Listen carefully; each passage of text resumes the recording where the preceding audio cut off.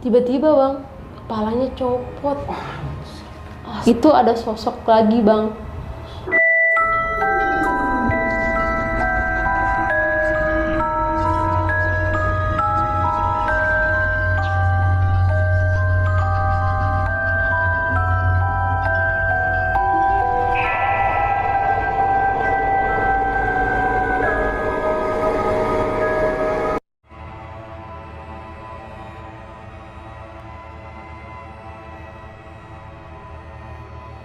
Assalamualaikum teman-teman, balik lagi sama gua Ian di Horror Story. Pada video Horror Story kali ini gua kedatangan narasumber, tapi lebih tepatnya gua lagi main di tempat salah satu YouTuber gede juga. Jadi buat lo yang penasaran, tonton video ini sampai habis. Buat lo yang belum subscribe, ayo buruan subscribe channel gua. Jangan lupa di share, di komen, di like, dan dipencet tombol notifikasinya. Langsung aja, nggak usah lama-lama, langsung kita kenalan aja sama narasumber kita malam ini. Apa kabar Teh? Gue manggilnya apa nih, Teh apa Neng? Teteh boleh, Neng boleh. Teteh aja ya enakannya. Boleh. Silakan Teh, memperkenalkan dirinya. Oke, nama gue Sherly. Gue tinggal di Jakarta Selatan. Udah aja itu aja deh. Lu juga punya channel YouTube juga kan ya? Iya. Sok, mangga dipromosikan. Oke, channel YouTube gue Diary Neng Sherly. Nah, buat kalian yang senang denger cerita-cerita horor, ini salah satu YouTuber yang bertemakan cerita horor. Buruan deh langsung mampir ke channel YouTube-nya Diary Neng Sherly. Di situ banyak cerita-cerita yang keren. Langsung aja kita ke narasumbernya lagi, kita dengerin aja ceritanya. Jadi gimana Teh cerita lu? Nah, kali ini gue akan menceritakan kisah nyata gue pada saat gue kerja ya di kafe. Jadi tahun ini sih, tahun 2021. Masih adem-ademnya dah. Iya, berarti kejadian ini belum lama ya? Belum lama. Nah, waktu itu kan di bulan Februari ya, masih pandemi banget kan tuh. Lagi marak-maraknya Covid kan. Kerjaan juga kan susah banget ya, Bang. Kata gue, ya Allah, kata gue, mana gue sempat resign juga di kerjaan yang lama.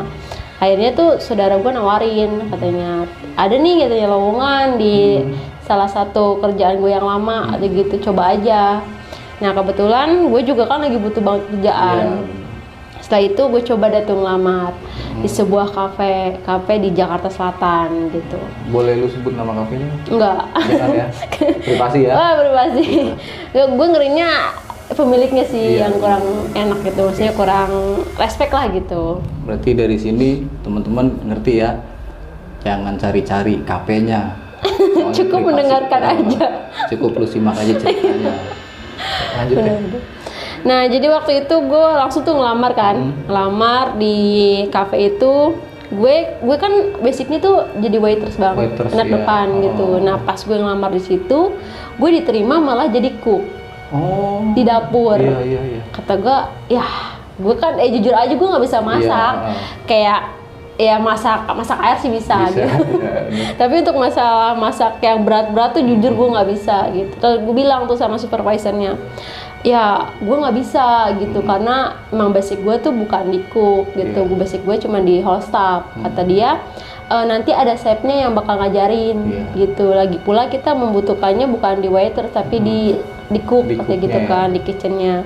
Kata gue, ya gue mikir juga sih bang, keadaan kan lagi emang pandemi banget kan. Terus kerjaan juga memang jarang gitu. Nah, alhamdulillahnya gue mah dapat kerjaan gitu, tapi emang bukan basic gue kan. Nah, setelah gue pikir-pikir, ya udahlah gue terima aja dulu kan. Itu gue sih belum ngelihat keseluruhan kafe itu ya. Gue cuma sekedar ngelihat situasi depannya doang nih. Emang depannya juga emang terlihat bagus, tapi gue belum ngelihat keseluruhan. Akhirnya pas gue pulang, gue bilang tuh sama cowok gue kan, kalau gue itu diterima gitu di salah satu kafe kan. Nah, pas besokannya gue disuruh masuk jam 8. Jam 8 pagi gue disuruh masuk, karena waktu itu masih satu shift semuanya. Nggak ada yang kayak buat middle, buat closing tuh belum ada. Akhirnya gue masuk tuh jam 8, gue memperkenalkan diri. Gue absen kan, gue lihat-lihat. Nah, ternyata situasi kafenya itu dia ada 4 tingkat. Ya, dia itu sebenarnya dulunya itu studio, tapi dibikin ada kafenya gitu. Jadi konsepnya dulunya nih studio band gitu. Studio band, tapi di situ dibikin ada kafenya gitu. Ya mungkin kan mungkin orang-orang banyak yang ke situ. Jadinya gimana caranya dibikin lah itu sebuah kafe gitu kan. Nah, pas gue pertama datang itu gue memperkenalkan, terus gue juga keliling-keliling bang, diperkenalin nih kayak ruangan ini apa gitu. Udah di area smoking itu ternyata aduh, tempatnya tuh klasik banget bang. Banyak banget barang-barang antik. Nah, jadi kan kalau misalkan itu kan ada 4 lantai nih bang. Yang satu lantai itu lantai dasar, lantai bawah. Nah, yang lantai 2 itu dia dine-in untuk restorannya. Nah, lantai 3 itu untuk dapur. Nah, lantai 4 itu cuma untuk barang-barang gitu, kayak gudang gitu. Ya, cuma itu kecil sih, nggak begitu besar. Untuk hari pertama gue cuma perkenalan doang bang, kayak apa sih job-job dulu kayak gimana. Terus pas gue lihat di lantai pertamanya itu, gue udah mulai ngerasa nggak enak nih bang.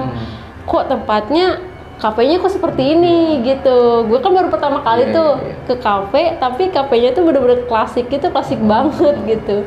Banyak kayak lukisan-lukisan zaman dulu, terus ada beberapa angklung gitu, terus ada radio-radio zaman dulu bang. Ya sebenarnya bagus, cuman bagi gue, aduh namanya kalau kita ke kafe kan pasti buat foto-foto ya kan, buat tiktokan gitu. Jadi kalau kata gue itu kurang gitu, karena redup bang. Jadi untuk area smokingnya aja dia ketutup gitu, ketutup. Nah, sedangkan area non smoking ya memang ketutup juga, cuman dia kayak ada distronya gitu sedikit. Ya. Nah, gue lebih tertariknya itu ke area non smoking. Kata gue, wah ini bener-bener klasik banget nih kan. Akhirnya chefnya datang terus ngajak gue ke lantai 3. Pas gue naik ke lantai 3 lebih parah. Dia maaf sih gue potong, ini maksudnya klasik nih, klasik retro atau klasiknya klasik yang kelihatan mistis?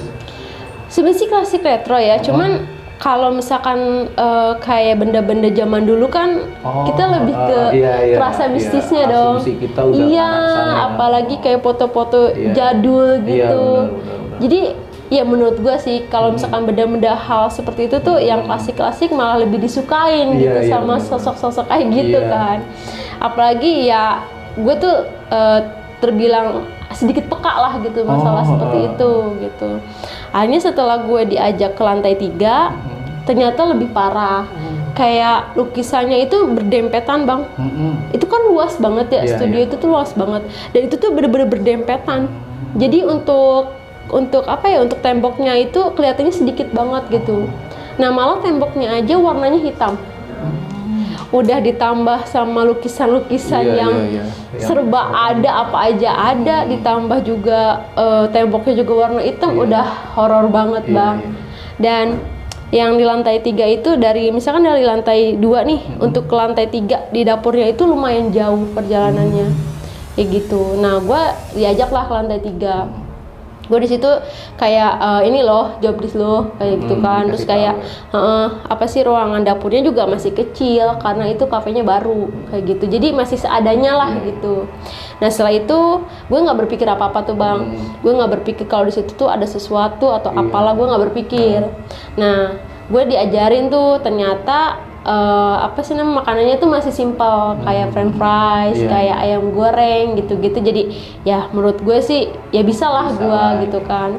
Nah setelah itu hari pertama itu gue disuruh pulang jam 4. Jam 4 sore? Iya jam 4 sore. Jadi pas gue sholat asar gue disuruh pulang. Hari pertama itu bikin gue nyaman, nggak ada apa-apa. Terus udah gitu juga semua juga pada welcome sama gue gitu. Dan ternyata ceweknya itu cuma gue doang bang. Semuanya itu cowok. Cowok semua di kafe. Kru di situ cowok, entah itu supervisornya, kasir, semua itu cowok. Jadi yang cewek itu ya gue doang gitu di cook gitu.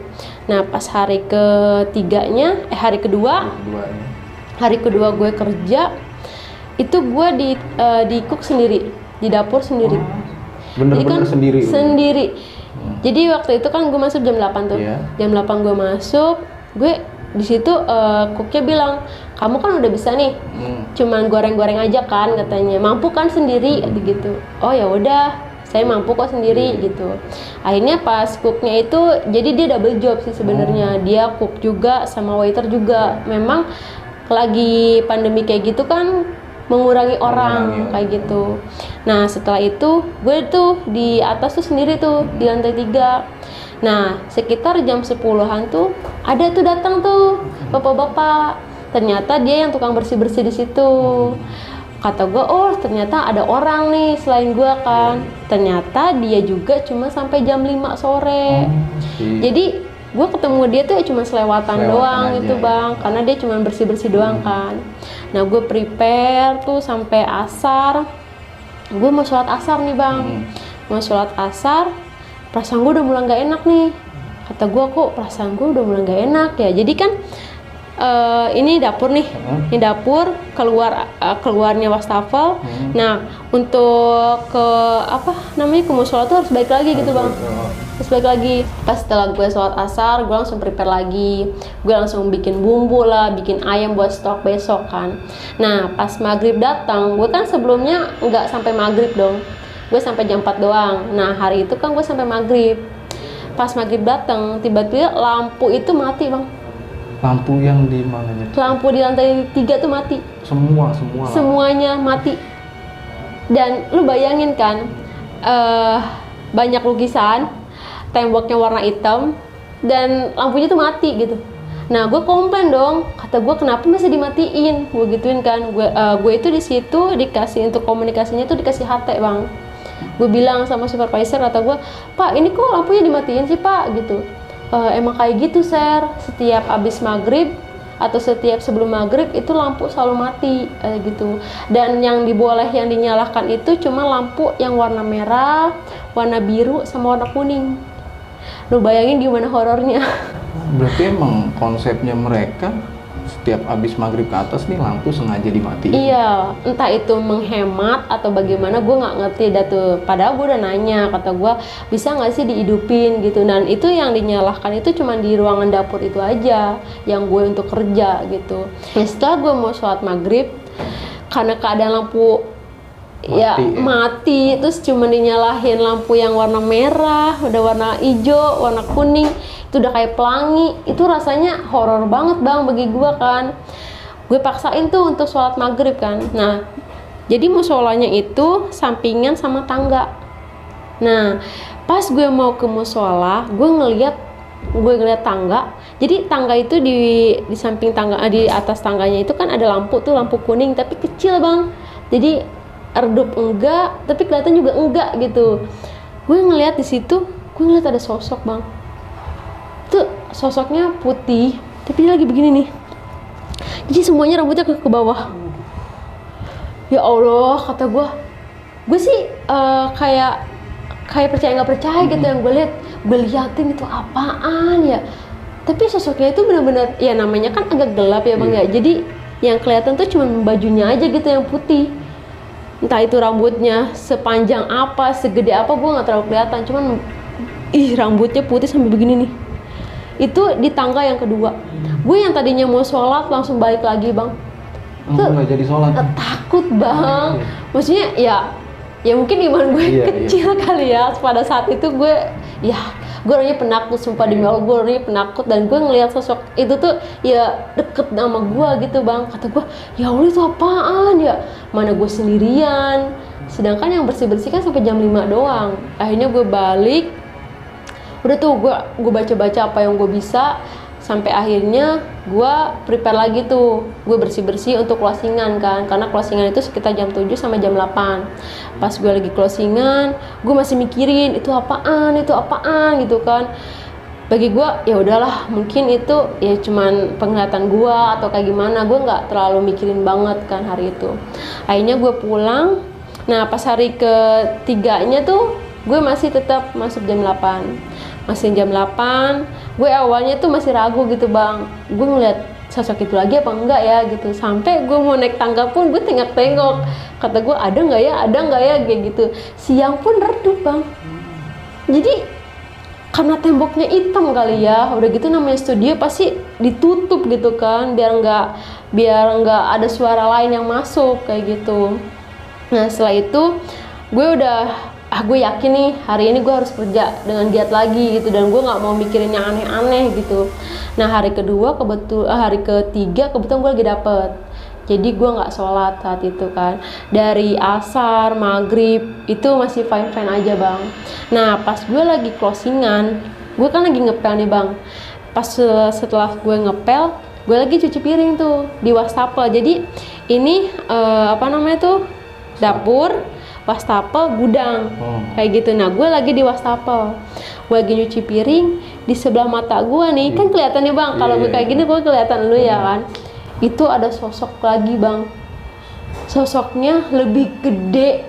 Jadi mungkin yang gue pertama kali ngeliat sosok itu tuh nggak terlalu besar gitu, tapi yang kedua kali tuh gede banget bang, sama kayak gini juga bang, tapi gede banget. Entah itu nggak tahu lah itu apaan, pokoknya sosoknya gede banget, tapi gue nggak berani nengok. Awalnya tuh gue nggak berani nengok, kata gue itu apaan sambil nyuci piring, itu apaan, itu sampai merinding banget gue. Merinding gue dengernya teh. Ya mana gue sendirian bang, itu yang paling gue kesalnya, kenapa gue sendirian gitu, apalagi cewek juga kan. Nah setelah itu gue maksain untuk nengok tuh bang, karena gue juga penasaran ya. Pas gue nengok hilang, tapi pas gue nengok lagi ke pandangan gue lurus, ada lagi bang. Itu sosoknya gede banget dah, rambutnya juga kayak apa ya, kayak besar banget dah rambutnya. Entah itu kuntilanak atau apa, gue masih belum ngerti dah itu apaan. Gue langsung buru-buru, pokoknya preparean itu tuh bener-bener menurut gue ya kurang rapih, karena udah diganggu sama sosok kayak gitu lagi bang. Udah tuh gue sampai mikir, apa gue punya salah ya gitu, apa gue nggak permisi gitu kan. Padahal kan pas gue masuk pun gue udah dalam hati gue udah ngomong gitu bang, maksudnya untuk yang ada di sini ya kita masing-masing aja gitu, gue di sini baru gitu, meskipun gue dalam hati pun ya mungkin mereka denger gitu. Nah setelah itu pas hari berikutnya gue masuk kerja lagi, kan gue dikasih HT tuh bang untuk komunikasi kan. Nah tiba-tiba HT itu bunyi kayak kresek. Gue kira kan sinyal, kata gue wah kayaknya sinyal nih yang jelek kan. Gue ini lagi nih, gue tanya lagi, ada orderan apa nih di bawah, suaranya tadi nggak jelas, gue gituin kan.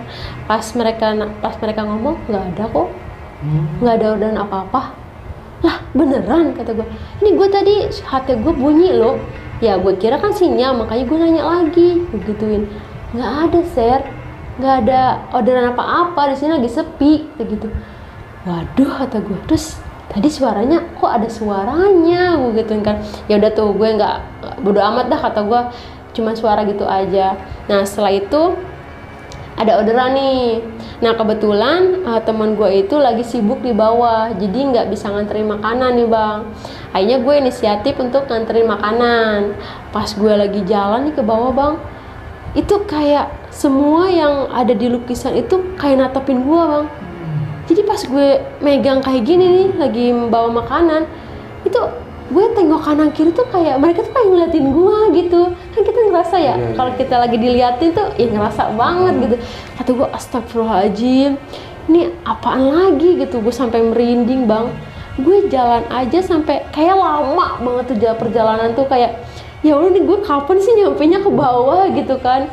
Nah setelah itu pas gue nyampe bawah, gue bilang nih sama teman-teman gue, aduh gue kayaknya nggak betah nih di atas sendirian, gue gitu ya.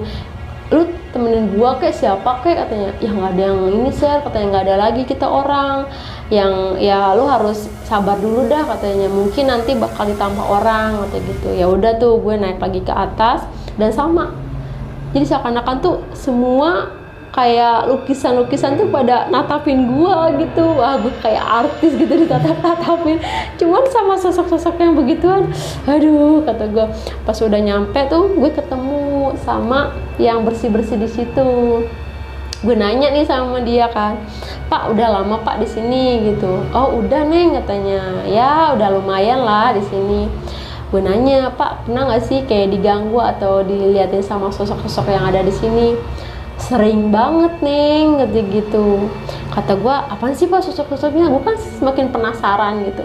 Ternyata setiap dia itu lagi lembur itu kan sekitar jam 8, jam 9 gitu kan, atau sampai jam 10 gitu. Nah itu dia tuh selalu diganggu bang. Jadi kan dia itu kan tukang bersih-bersih. Nah, dia itu naruh peralatannya itu di sebelah pintu. Ataupun kalau enggak di gudang gitu. Nah, dia inget banget itu naruh peralatannya itu di sebelah pintu. Pintu yang mau arah ke bawah, ke base camp bawah. Jadi di tempat gua itu untuk ke base camp bawahnya itu ngelewatin dapur gue, Bang. Jadi ini lantai dasar nih ya, lantai 2. Nah, langsung ke lantai 3 dulu baru bisa ke lantai dasar. Kayak gitu. Nah, si bapak-bapaknya itu inget banget tuh peralatannya ada di samping pintu kan. Nah, dia tuh ke bawah dulu tuh, beres-beres yang di bawah tuh yang di base camp. Pas dia mau ke atas mau ngambil peralatannya, hilang, Bang. Itu peralatannya hilang. Dia sampai bingung gitu, lah peralatan gue kemana? Kok hilang? Padahal dia inget banget gitu peralatannya itu bener-bener di samping pintu dan itu memang dia sering banget gitu naruhnya di situ dan hilang. Merinding gue asli dengernya tuh. Kata gue, beneran Pak? Iya Neng, gitu. Dan itu sering. Jadi mereka itu jahil banget katanya, yang sering kayak peralatan-peralatan tuh dipindah-pindahin sama mereka. Wah, ekstrim juga ya Pak gitu. Nah terus Pak, kata gue gitu kan.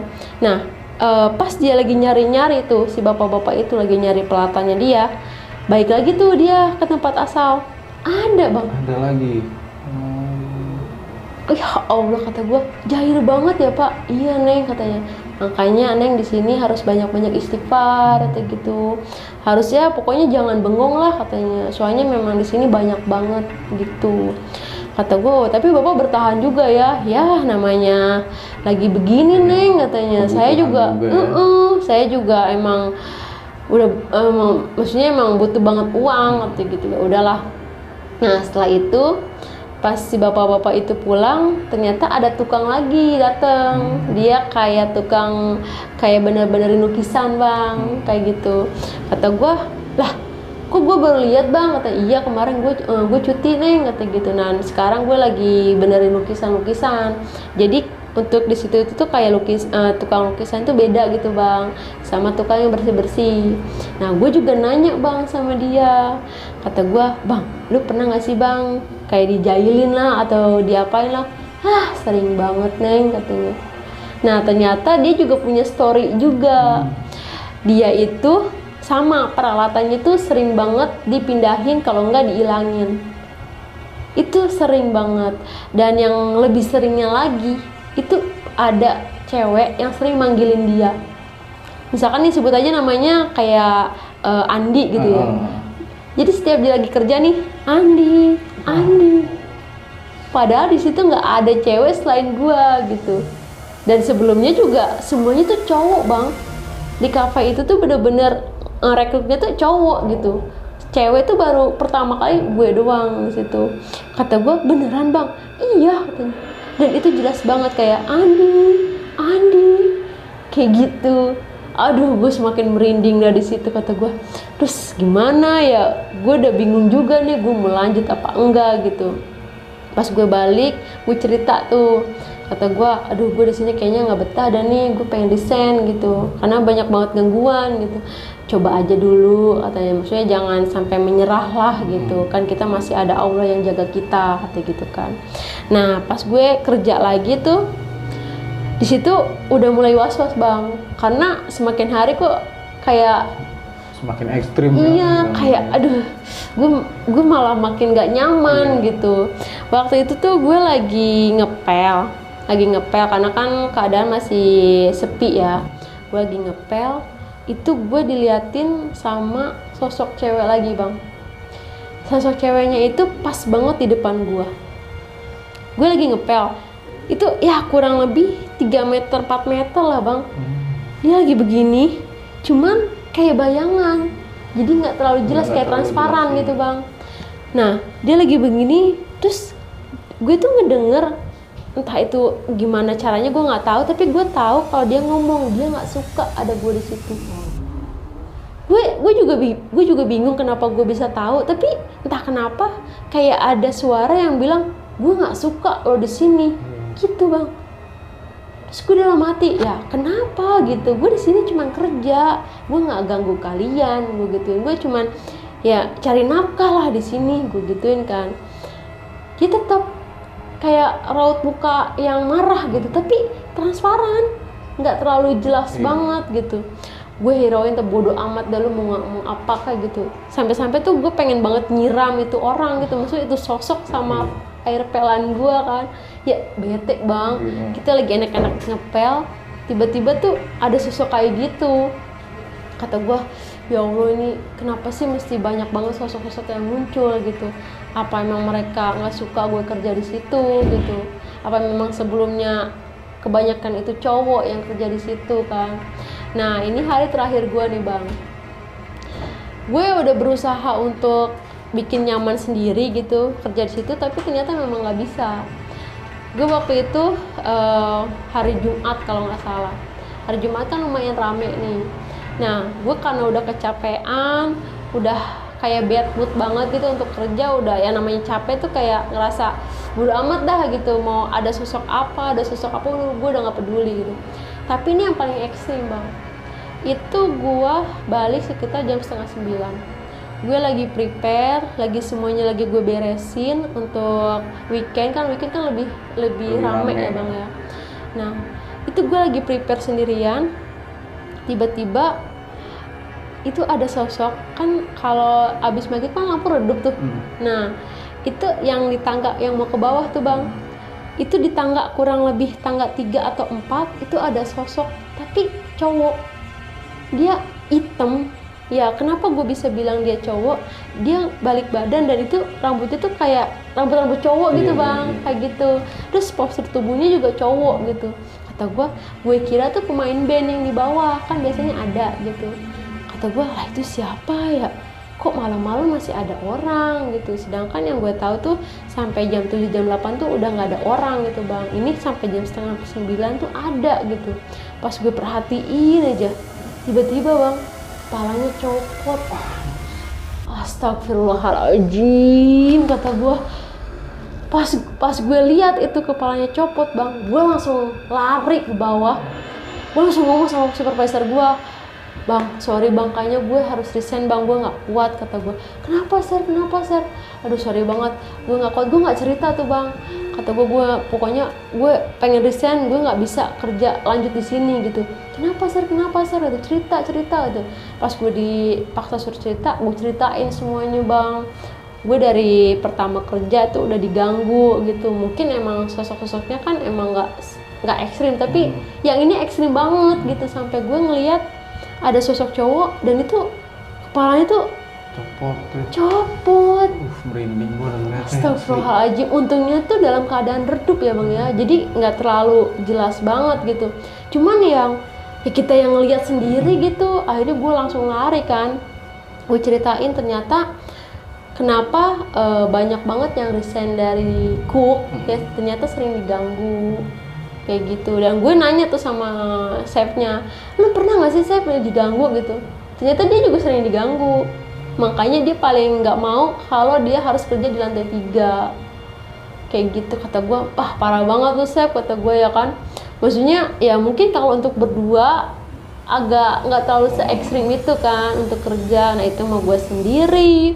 Terus udah gitu gue juga keadaan lagi dapet gitu kan. Akhirnya gue pulang, gue nggak mau lagi kerja di situ. Gue diteleponin bang sama chef gue, sama supervisor juga. Share, ayo share kerja lagi gitu. Ya mungkin dia ngelihat kinerja gue kali ya bang di situ. Sampai akhirnya tuh chefnya itu bilang kalau dia tuh mau nyari ustad buat nutup mata batin gue, biar gue tuh nggak ngeliat sosok-sosok yang ada di sana. Kata gue ya gue nggak bisa, gue gituin.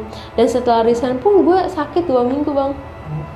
Gue sakit 2 minggu sampai gue ke dokter gitu, nggak sembuh-sembuh.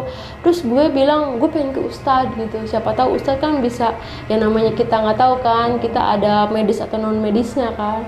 Akhirnya pas gue ke ustad, gue dikasih air tuh, katanya neng kamu ada yang nempelin kata gitu. Mungkin kamu entah dari mana, dia tuh kayak suka atau kayak gimana gue nggak ngerti, dia nempel di kamu sampai bikin kamu sakit kayak gitu. Nah setelah itu kan saudara gue tuh yang pernah kerja di situ, yang dulunya pernah kerja di situ, gue nanya sama dia, waktu kerja di sana pernah kejadian-kejadian gak sih katanya.